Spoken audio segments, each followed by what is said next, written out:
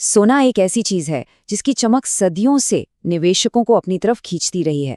लेकिन पता है, हाल ही में इसकी कीमतों में जो उतार चढ़ाव आया है, उसने हर किसी को एक मुश्किल सवाल के सामने खड़ा कर दिया है।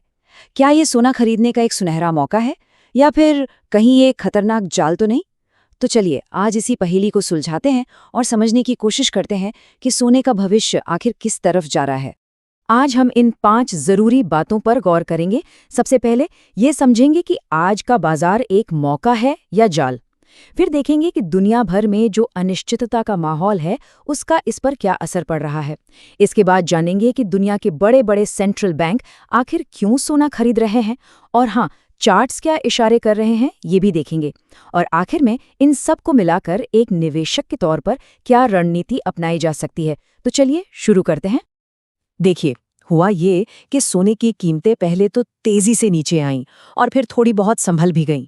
बस इसी एक मूव ने, आप समझिए, निवेशकों के मन में एक बहुत बड़ा सवाल खड़ा कर दिया है कि अब करें तो करें क्या। और यही वो सवाल है जो शायद लाखों निवेशकों को परेशान कर रहा है।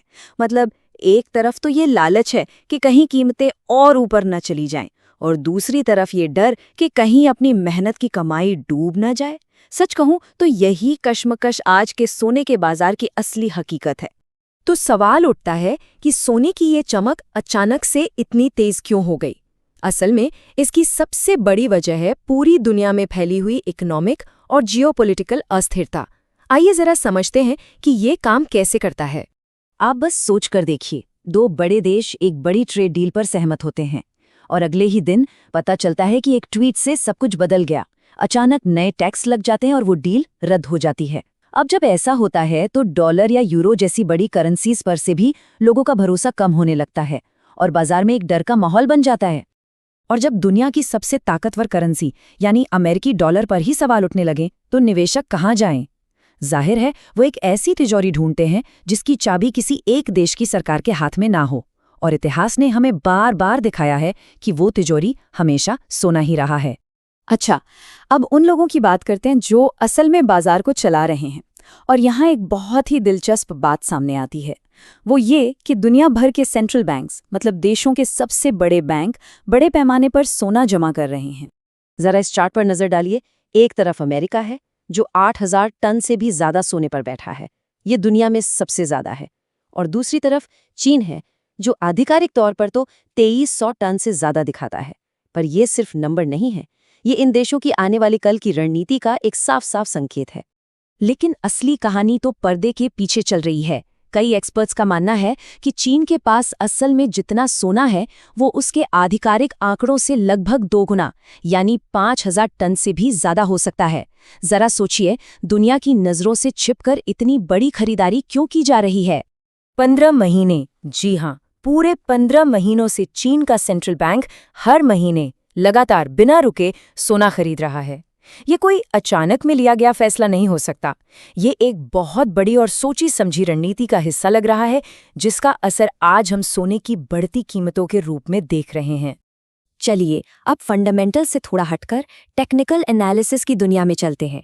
जरा देखते हैं कि चार्ट्स और इंडिकेटर्स हमें क्या कहानी सुना रहे हैं। इससे पहले कि हम चार्ट्स में गहराई से उतरें, एक शब्द को समझ लेते हैं, मूविंग एवरेज। आप इसे बस एक ट्रेंड लाइन की तरह समझिए। अगर कीमत इस लाइन से ऊपर चल रही है तो मतलब ट्रेंड ऊपर की तरफ है, और अगर नीचे है तो ट्रेंड नीचे की ओर। बस ये इतना ही आसान है। अब देखिए, असली रणनीति यहीं छिपी है। एनालिस्ट्स का कहना है कि जब सोने की कीमत गिरकर अपनी 50 दिन की औसत कीमत के पास आती है तो वो थोड़ी और खरीदारी करने का, मतलब टॉप अप करने का एक अच्छा समय हो सकता है। लेकिन अगर कीमत और गिरकर 200 दिन की औसत कीमत तक पहुंच जाए तो वो एक बड़ा दांव लगाने, यानी एक मुश्त निवेश का एक सुनहरा मौका भी हो सकता है। तो ठीक है, हमने ग्लोबल अनिश्चितता को समझ लिया, सेंट्रल बैंकों की खरीदारी देख ली और टेक्निकल इशारे भी पढ़ लिए। अब इन सबको एक साथ जोड़कर देखते हैं कि एक निवेशक के लिए इसका असल में क्या मतलब निकलता है। तो इन सब बातों का निचोड़ क्या है? पहली बात, माहौल कुल मिलाकर पॉजिटिव लग रहा है। दूसरी, कछुए की चाल चलना शायद सबसे अच्छी रणनीति हो सकती है, मतलब धीरे धीरे और लगातार निवेश करना। तीसरी बात, बाजार के खिलाफ जाना, यानी कीमतों के गिरने पर पैसा लगाना इस वक्त बहुत ज्यादा जोखिम भरा हो सकता है। और चौथी और सबसे जरूरी बात, रातों रात अमीर बनने का सपना छोड़ दीजिए। सोने की चाल धीमी और स्थिर रहने की ही उम्मीद है। और ये एक ऐसी बात है जिसे हमेशा याद रखना चाहिए। सोने के बाजार में गिरावट अक्सर लिफ्ट की तरह तेजी से आती है, लेकिन चढ़ाई हमेशा सीढ़ियों की तरह एक एक कदम करके ही होती है। तो यहाँ धैर्य ही सबसे बड़ा हथियार है।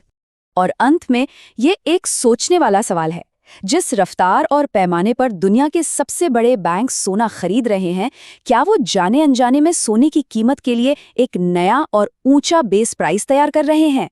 ये एक ऐसा सवाल है जो आने वाले समय में हर निवेशक के जहन में जरूर रहेगा। रिस्क सिर्फ मार्केट में होता है, प्लानिंग में नहीं। DGN कैपिटल मैनेजमेंट के साथ स्टॉक मार्केट, म्यूचुअल फंड और insurance. AMFI IRDAI certified. Your success our priority.